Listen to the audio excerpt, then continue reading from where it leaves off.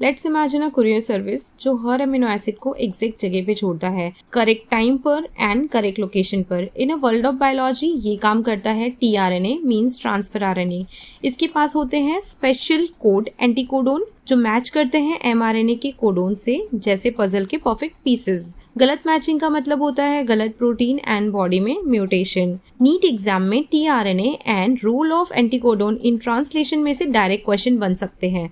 So video के and में इस टॉपिक से रिलेटेड कुछ क्वेश्चन डिस्कस करेंगे जो नीट 2026 में आ सकते हैं। सो चलिए समझते हैं छोटी सी मॉलिक्यूल की बड़ी सी रिस्पॉन्सिबिलिटी को। जब एमआरएनए राइबोसोम पे पहुंचता है तब ट्रांसलेशन स्टार्ट होता है। यहाँ पे आता है हीरो टीआरएनए। हर टीआरएनए मॉलिक्यूल एक स्पेसिफिक अमीनो एसिड को कैरी करता है और उसके पास होते हैं 3 लेटर एंटीकोडोन जो एमआरएनए के कोडोन से कॉम्प्लीमेंट्री होते हैं। फॉर एग्जाम्पल एमआरएनए कोडोन है AUG तो टीआरएनए एंटीकोडोन होगा UAC। ये मैचिंग बिल्कुल ही बेस पेयर रूल के अकॉर्डिंग होती है। A pairs with U, C pairs with G। TRNA ensure करता है कि सही अमीनो एसिड सही कोडोन के अगेंस्ट में लगे। एक और ट्रिक याद रखो, वॉवेल हाइपोथेसिस कहता है कि थर्ड बेस फ्लेक्सिबल होता है, इसलिए एक टीआरएनए कई कोडोन को रिकॉग्नाइज कर सकता है। नीट में ये भी पूछा जाता है कि एंटीकोडोन कहाँ होता है, तो आंसर होगा on tRNA. So remember codon mRNA पर होता है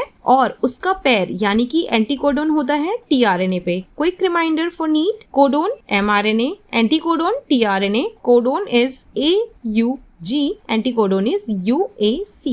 Vowel is equal to flexibility at third base. अब क्वेश्चन देखते हैं। First question is translation occurs at which cellular location? Correct answer is B, cytoplasm. Question number 2, where does transcription take place in eukaryotic cell? Correct answer is C, nucleus. The process of protein synthesis includes two main steps, transcription and translation. Identify the correct sequence of these steps. Let's see the correct sequence, and the correct sequence is transcription and translation. Question number 4, which of the following statement is true? So the true statement is C, transcription produce mRNA from DNA. Thank you for watching.